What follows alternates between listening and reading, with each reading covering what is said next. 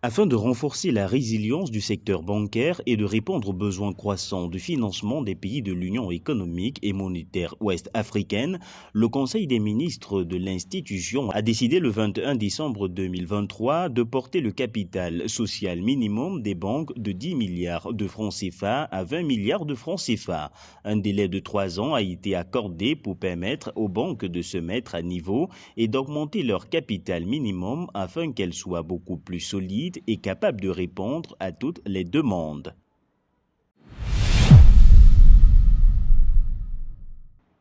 Dans les 6 pays de la Communauté économique et monétaire de l'Afrique centrale, au 30 septembre 2023, l'encours des crédits bancaires est en hausse de 1 330 milliards de francs CFA, soit 14% en glissement annuel. Selon la Banque des États de l'Afrique centrale qui a publié ces données, cette hausse qui porte l'encours total des crédits accordés par les banques opérant dans la CEMAC constitue le plus grand écart depuis octobre 2022. L'Institut d'émission commun aux pays de la CEMAC souligne que cette croissance positive est le signe que les banques ont augmenté leur exposition aux prêteurs nationaux malgré la multiplication des chocs exogènes et le resserrement de notre politique monétaire.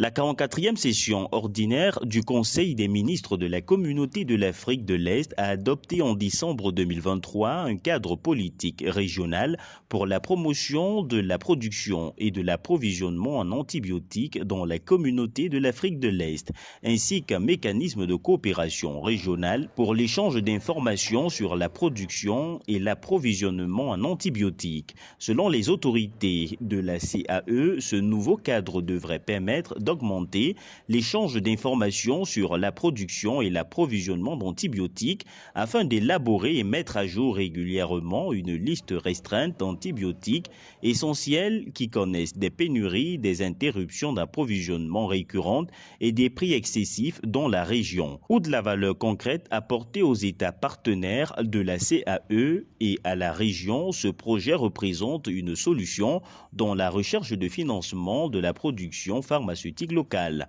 Le directeur des secteurs productifs au secrétariat de la CAE, Jean-Baptiste Aouijimana, a noté que le cadre politique sur la production et la fourniture d'antibiotiques s'attaque au goulot d'étranglement actuel dans la production locale d'antibiotiques dans la région.